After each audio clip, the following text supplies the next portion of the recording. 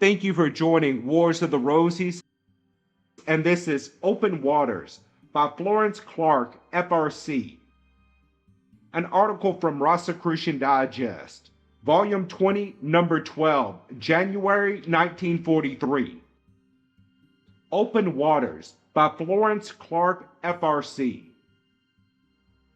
Along the shores of some coastlines, the waves roll upon long stretches of beach which from a bar some distance from the main land. Between the bar and the land are pools and bays, formed originally by the sea, but now cut off from it, or partly so, by the heaped up and drifted sands deposited through the years until the waters are divided into quiet ponds and lakes. Though still salty with the brine of their parent sea, some of these are entirely landlocked, though the surging waves wash high upon the dividing sands, as though always seeking to join the waters separated from the body of which they are rightfully a part. Here the water has become, per se, dark and brackish, with weedy rushes growing deeply through it, where mosquitoes breed and from which, at times, rise noisome odors. Others of these pools may have narrow channels, worn where the sands are lower, by the constant lapping of the waves,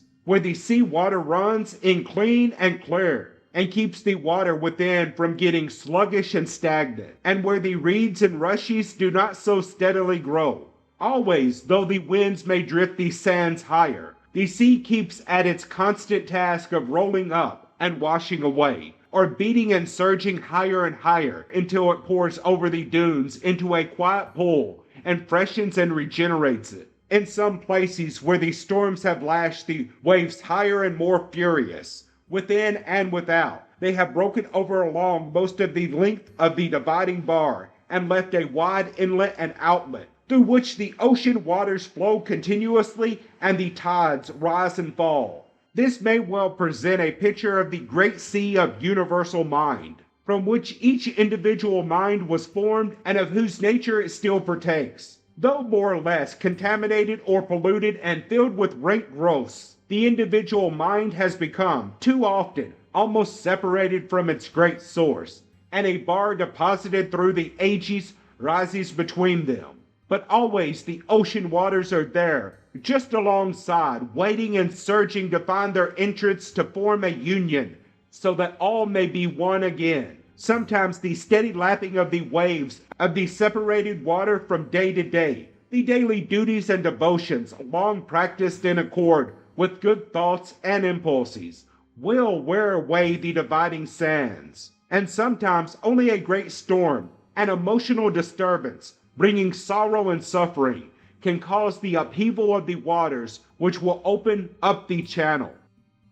The individual mind of each of us, the personal, mortal, or carnal mind, as it is called, or the conscious or objective mind, as it is more scientifically termed today, is but a part of the great universal, pure, all-knowing mind, from which all is brought forth, the great parent body of all. Through the ages of human life, deposits have heaped up, forming barriers between the parent and the offshoot, which are in truth one substance.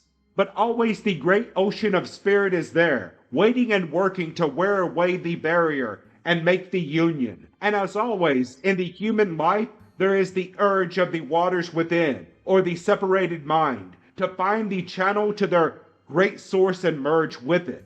When, after long years of lapping and surging on both sides of the barrier, a channel is finally worn through, or when the lasting storms have beaten down the drifts and the waters have rolled higher over them to join, the cleansing tides roll in and the brackish waters are purged and purified. The unwholesome growths are torn from their rank beds and carried out upon the infinite bosom of the sea. Then by degrees, as the impurities are swept out of the separated pool, or the objective mind, it partakes more and more of the clean, clear quality of the ocean, becomes active and energized, and moves in rhythm with the great waters, until the wholesome water of the infinite ocean fills the pool and makes it clear and sparkling. So the great universal or cosmic mind, the infinite, divine mind, merges more and more through a more open channel with the formerly separated human mind and fills it with its own perfection. All search for truth is the search for the clear substance of this universal mind, which holds all wisdom and which will,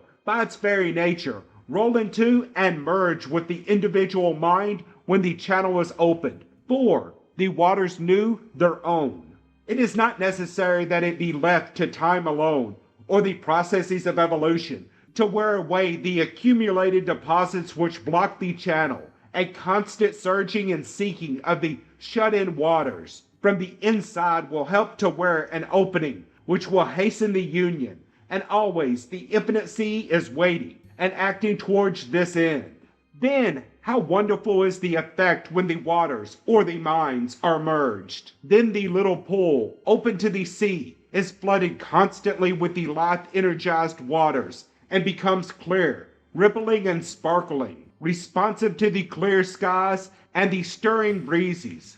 Then the individual mind, cleansed, purified, and harmonized with the universal mind, partakes more fully of its characteristics, moves with its rhyme, or lies placid with its peace. All the seeking, all the striving of the ages is towards opening this channel of inflow, towards breaking down these accumulated barriers of wrong thought, towards the purging and purifying of this seemingly cut off mind by the enrolling tide of the ocean of spiritual mind, and towards a union which will join the lesser with the greater in one open body of thought, unified in perfection, harmony, and beauty.